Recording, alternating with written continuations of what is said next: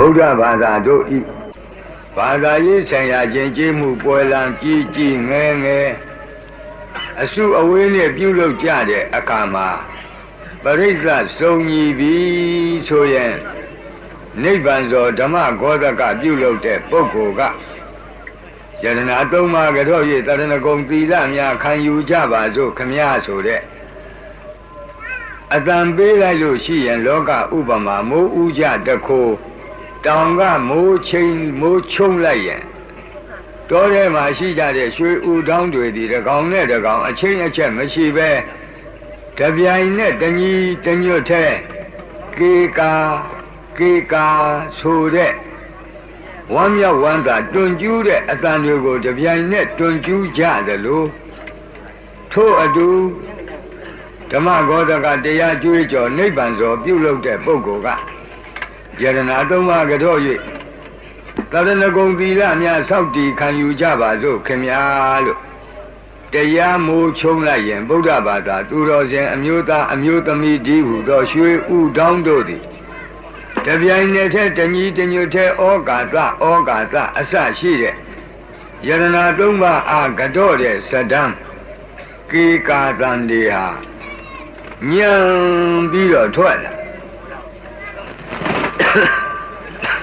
အဘိဓမ္မာသဘောအရဘုန်းကြီးတို့အရထဲမှာတယောက်နဲ့တယောက်တစ်ဖက်နဲ့တစ်ဖက်စိတ်ချင်းအခန့်မတွင့်လို့ငါနင်းအဲ့ဒါလိုပြောကြဆိုကြတဲ့အခါမှာငါတစ်လုံးနင်းတစ်လုံးရိုင်းပြတဲ့အတန်ကြီးတစ်လုံးဖြစ်ပေါ်လာဖို့ရန်အတွက်ဒေါသမူအကုသိုလ်ဇောတွေဟာ49ကဒေါသမူအကုသိုလ်ဇောစိတ်တွေဖြစ်မှနင်းဆိုတဲ့ရိုင်းပြတဲ့အတန်ကြီးတတန်ငါဆိုတဲ့ရိုင်းပြတဲ့အတန်ကြီးတတန်ဖြစ်ပါအကုသိုလ်ဘက်မှာအကုသိုလ်ဇော49ကြိမ်စောမှဖြစ်မှအကုသိုလ်နဲ့ဆိုင်ရာအတန်တတန်ထွက်တယ်လို့ကုသိုလ်ပဲဆိုင်ရာမှာလည်းပဲယရဏသုံးပါးကြောတယ်ဆိုရင်ဩကာသမှာပဲဆိုပါစို့ဩတလုံးဖြစ်လာဖို့ရန်အတွက်မဟာကုသိုလ်ဇောစိတ်တွေ49ကဖြစ်မှဩအတန်ပြီးတတန်ထွက်တယ်ကာမှာလည်းပဲထို့အတူပဲ49ကြိမ်သမှာလည်းပဲ49ကြိမ်အဲ့ဒီလိုကုသိုလ်ဇောစိတ်တွေ49ကတတန်မှာတို့မှာရတယ်လို့စိတ်ထဲကြိုတင်အာယံဝမ်းမြောက်ကြပါအဲ့ဒီဇာပိုက်တွေသည်ဆိုလိုရင်းကတော့ဘုရားတရားတန်ခါယရဏသုံးပါးအပေါ်မှာမတော်တဆငယ်စဉ်တောင်ကြီးကလေးဘဝဘုရားမှန်တရားမှန်တန်ခါမှန်မသိတဲ့အချိန်ကမတော်တဆပြုမှပြောမှကြံမှခဲ့တော့ကာယကံဝစီကံမနောကံအပြစ်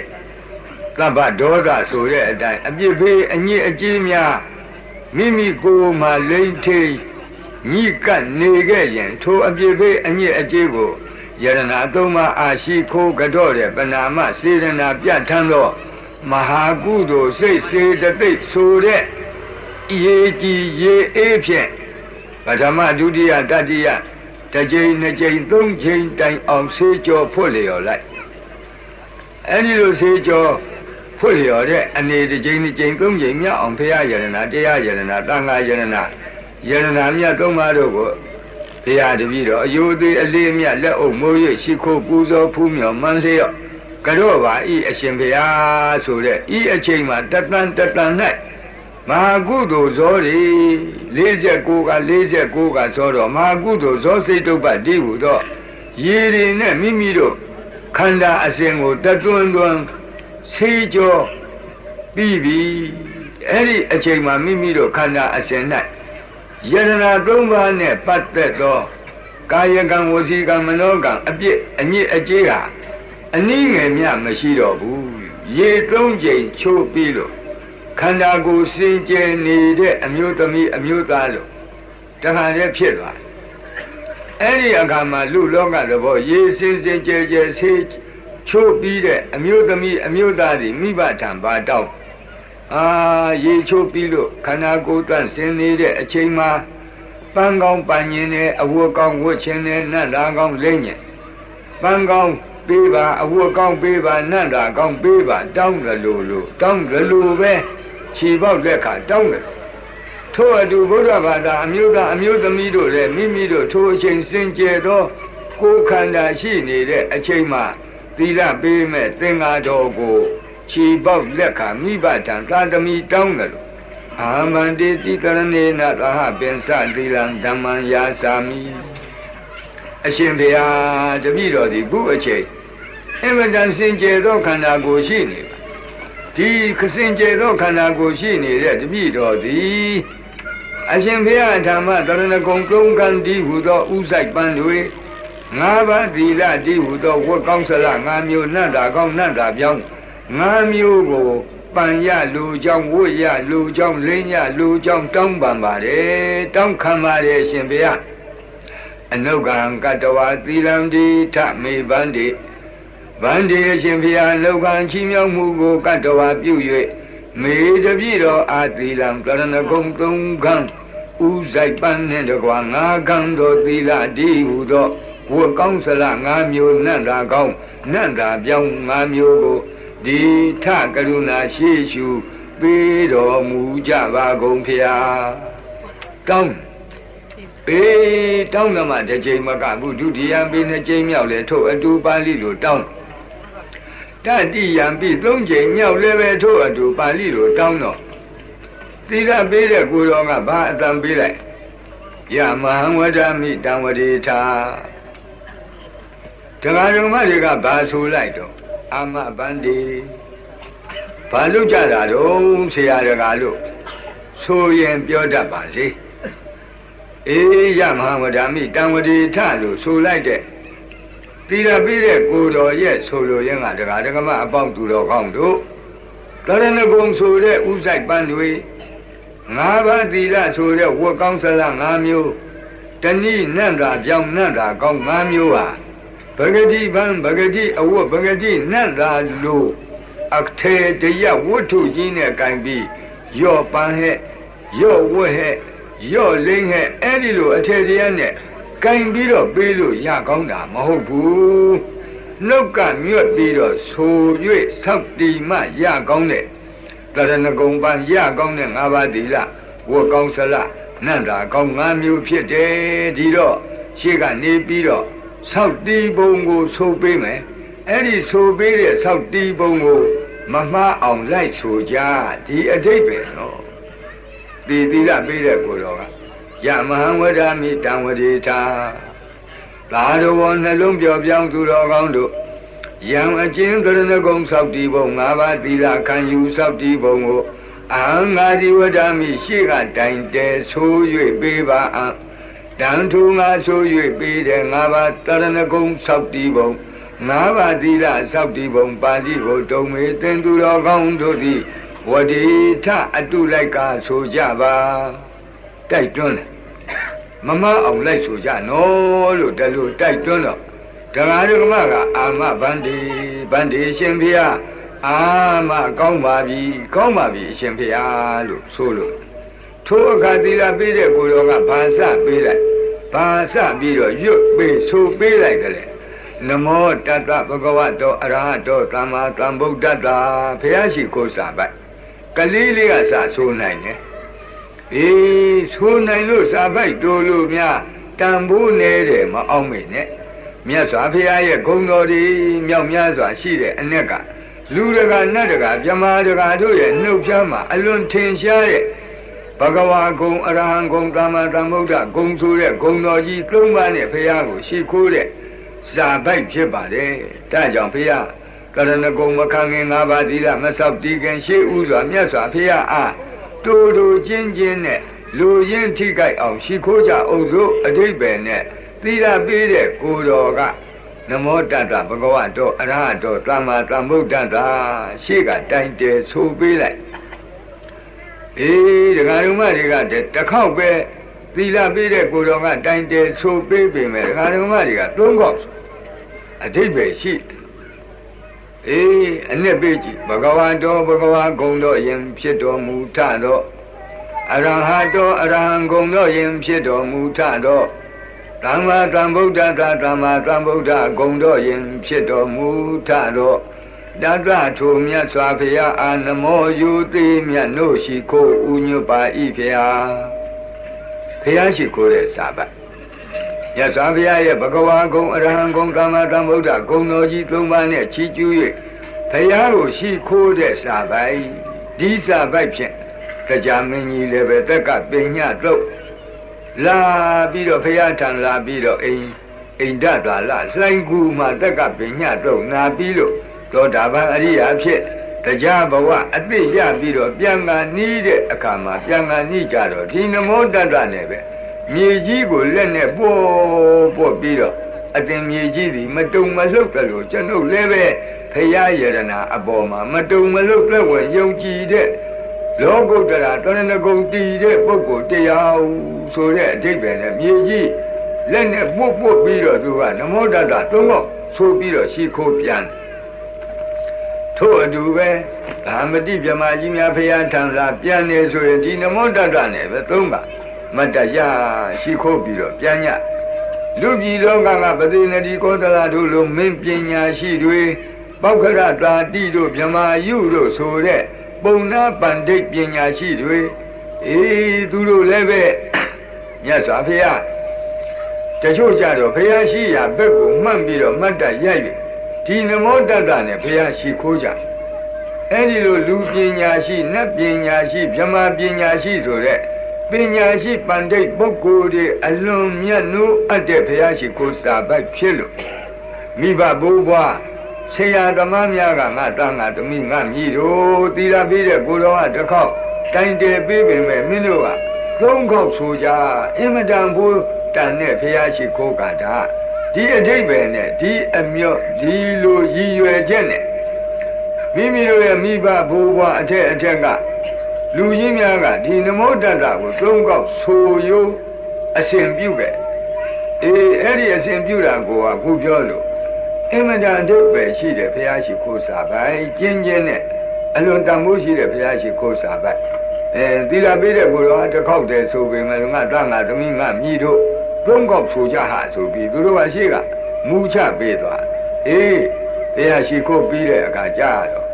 ဗုဒ္ဓံတရဏံဂိသာမိဓမ္မံတရဏံဂိသာမိသံဃံတရဏံဂိသာမိအဲ့ဒီစာပိုက်သုံးပိုက်ဆိုနေတဲ့အချိန်မှာအတန်တန်မှာဘုရားယရနာကိုကြီးညိုတဲ့စိတ်တရားယရနာကိုသံဃာယရနာကိုသူ့အပိုင်းနဲ့သူကြီးညိုတဲ့တရားပြီးတော့ဘုရားတရားသံဃာသည်ယရနာသုံးပါးရဲ့ငါတို့ရဲ့အာထာကိုးကွယ်ရာဘဲလို့သိတဲ့ပညာဒီတရားပညာနှစ်ပါးကောင်းဆောင်တော့မာကုသိုလ်စိတ်တွေဗုဒ္ဓံတရဏံဂိသာမိဆိုရင်ပဲရှစ်လုံးရှိတလုံးမှာမာကုသိုလ်စိတ်တွေ49ချိန်ဖြစ်အဲ့ဒီမာကုသိုလ်စိတ်စေတသိက်အစုကိုဗုဒ္ဓတရဏဂုံလို့ခေါ်တယ်ထို့အတူဓမ္မံတရဏံဂိသာမိရွတ်တဲ့အခိုက်မိမိတို့တဏ္ဍာမှာဖြစ်တဲ့မာကုသိုလ်စိတ်ပေါင်းများစွာကိုဓမ္မတရဏဂုံသံဃံတရဏံဂိသာမိရွတ်တဲ့အခါဖြစ်တဲ့မာကုသိုလ်စိတ်ပေါင်းများစွာပါဠိလိုသံဃတရဏကမနမြန်မာလိုသံဃတရဏဂုံသံဃာတော်အကုဝေယဟူ၍စီကသိမှတ်ကြောင်းဖြစ်တော့မာကုသိုလ်စိတ်စေတသိက်လို့အဓိပ္ပာယ်ရှိပါဥပမာအလင်္ကာနဲ့တင်စားပြောရလို့ရှိရင်အဲ့ဒီစာသုံးပိုက်ရွတ်လိုက်သည်နဲ့တပြိုင်နဲ့အမျိုးသားအမျိုးသမီးတို့ရဲ့ခေါင်းပေါ်မှာဗုဒ္ဓတရဏဂုံဆိုတဲ့ပန်းပေါ့ဓမ္မတရဏဂုံဆိုတဲ့မဟာကုသိုလ်ပန်းပေါ့သံဃတရဏဂုံဆိုတဲ့မဟာကုသိုလ်ပန်းပေါ့ပန်း30ဆင်းလျက်ပွင့်လျက်တင့်တယ်တဲ့တရဏဂုံပန်းကန်ကြီးတစ်ခိုင်ကိုမိမိတို့ပန်းမိဆင်မိကြပြီထို့အခါသီလပေးတဲ့ကိုယ်တော်ကမိဘကသာသမီပန်းတစ်ခိုင်ပန်းတာမြင်တော့လှတော့နောက်ထပ်လှစီခြင်းလို့သားရဲ့သမီးရဲ့နောက်ထပ်တစ်ခိုင်ပန်းမအောင်ဆိုပြီးအလားသီလပေးတဲ့ကိုယ်တော်ကဒုတိယံပိဗုဒ္ဓံတရဏံဂိသာမိဒုတိယံပိဓမ္မံတရဏံဂိသာမိဒုတိယံပိသံဃံတရဏံဂိသာမိဒုတိယမြောက်တရဏဂုံပန်းငယ်ကြီးကို နှုတ်ကဆိုပြီးတော့ပေးပြန်ဟာတရားတော်မတွေကလည်းပဲဝမ်းမြောက်ဝမ်းသာနှုတ်ကဆို၍ထိုဒုတိယမြောက်တရဏဂုံပန်းနိုင်ကြီးကိုယူကြယူပြီးတော့မိမိတို့ကောင်းပေါ်ပန်းထားလိုက်တယ်ဆိုပါစို့ဒုတိယပြီဆိုလိုက်တဲ့အခါတရဏဂုံပန်းနိုင်နှစ်ခိုင်မိမိတို့ကောင်းပေါ်မှာမြိုင်မြိုင်ကြီးပန်းမိပြီထိုအခါမိဘလုပ်တဲ့ပုဂ္ဂိုလ်ဟာနှခိုင်တဲ့တော့သုံးခိုင်ကပူလာအလေကောင်ကတခိုင်လေဝဲကတခိုင်လေရာကတခိုင်ပူလာမင်းကတန်ခါသမီးတတိယပန်းခိုင်ပန်းအောင်လို့ပေးတယ်လို့သီလပေးတဲ့ကိုယ်တော်ကတတိယံဘိဗုဒ္ဓံသရဏံဂိသာမိတတိယံဘိဓမ္မံသရဏံဂိသာမိတတိယံဘိသံဃံသရဏံဂိသာမိဆိုပြီးတော့တရဏဂုံပန်းခိုင်ကြီးပေးပြန်အာဒကာဒကမတွေကလည်းနှစ်သက်အာယံဝမ်းပန်းတသာဆို၍ယူကြဒီအချိန်မှာမိမိတို့ခေါင်းပေါ်မှာတရဏဂုံပန်းခိုင်ကြီးသုံးခိုင်ပန်းမိနေပြီတဲ့ဒီအချိန်သီလပေးတဲ့ကိုယ်တော်ကဘာလုပ်လဲတရဏဂမနံပရိပုံနံပါဠိစကားပြောလိုက်တရားဓမ္မတွေကအာမဗန္တိပါဠိလိုပြန်ပြောကြဘာတို့ဆိုရတာလဲနားလေရမိဘနှစ်ပါးကနေပြီးသားတို့သမီးတို့ပန်းပန်ပြီးပလားလို့မေးတယ်သီလပေးတဲ့ကိုယ်တော်ကတရဏဂမနံပရိပုံနံသာတော်နှလုံးပြောပြောင်းသူတော်ကောင်းတို့တရဏဂမနံတရဏဂုံသုံးကံဥဆိုင်ပန်းလန်းလန်းစွန့်စွန့်ပန်းရှင်ချင်းဆိုတဲ့အမှုသည်ပရိပုံနံပြည့်စုံကြဗလားအိုးတရဏဂုံပန်းနေပန်းလို့ပြည့်စုံမလားကျေနပ်ဗလားအားရဗလားမေးလိုက်ထိုအခါတော်ကအာမဗန္တိပြည့်စုံပါပြီဖေဟာကျေနပ်ပါပြီဖေဟာအားရပါပြီဖေဟာလို့ဒီလိုပြန်ပြောလိုက်တာထိုအခါကျမှသီလပေးတဲ့ကိုယ်တော်ကအဝတ်ကောင်းစလတထဲဝတ်ကောင်းတထဲပြီးတထဲတဏိနတ်သာကောင်းတမျိုးပြီးတမျိုးလှမ်းပေးတယ်လို့နော်သီလပေးတဲ့ကိုယ်တော်ကဘာနာတိပါဒဝိရမဏိသိက္ခာပဒံသမာဓိယာမိဆိုပြီးတော့ဘာနာတိပါဒဝိရတိသီလဒီဟူသောအဝတ်တထဲပေးလိုက်ပြန်နတ်သာကောင်းတမျိုးပေးလိုက်ပြန်တရားဓမ္မဒီကလေးပဲဝမ်းပန်းတသာလိုက်ဆို၍ထိုပါဏာတိပါဒဝိရတိသီလဒီဟုသောအဝတ်ကောင်းကိုမိမိကိုယ်မှဆင်းလိုက်နတ်သားကောင်းကိုမိမိကိုယ်မှလိမ့်သချဲလေလိုက်နောက်ဒီကသီလပေးတဲ့ကိုယ်တော်ကအဒိနာဒါနဝိရမိသိက္ခာပဒံသမာဓိယာမိဒုတိယမြောက်အဒိနာဒါနဝိရတိသီလဒီဟုသောအဝတ်ကောင်းစလနတ်သားကောင်းတစ်မျိုးပေးလိုက်ပြန်ဆိုပေးလိုက်တရားဓမ္မတွေကဝမ်းမြောက်ဝမ်းသာဆို၍ယူကြမိမိတို့ကိုယ်မှဆင်းပြီးဝတ်ပြီးကြတက္ကတတိယံပြီးသုံးချိန်မြောက်ကြတော့ကာမေတုမိစ္ဆာစာရဝိရတိသီလဒီဟုသောအဝတ်ကောင်းနတ်သားကောင်းလေးချိန်မြောက်ကြတော့မုသာဝါဒမှာရှောင်ကျင်ခြင်းဆိုတဲ့မုသာဝါဒဝိရတိသီလဒီဟုသောအဝတ်ကောင်းနတ်သားကောင်းငါးချိန်မြောက်ကြတော့သူရာပါဏဝိရတိသီလဒီဟုသောအဝတ်ကောင်းနတ်သားကောင်းကိုကင်ဝတ်တော်လိမ့်တော်လို့ဆိုပြီးအလားရှိကတိုင်းဆိုပေးတရားတော်မတွေကလည်းပဲဝမ်းပန်းတတာလိုက်၍ဆိုယူကြအဲ့ဒါဒီဥပမာအလင်္ကာပြောလို့ရှိရင်ဝတ်ကောင်းစလား၅မျိုးနေရာတကြဝတ်ပြီးတဏိနတ်သာကောင်းနတ်သာပြောင်း၅မျိုးကိုနေရာတကြအလှဆုံးလိမ့်ပြီးဥပမာအလင်္ကာနဲ့ပြောတယ်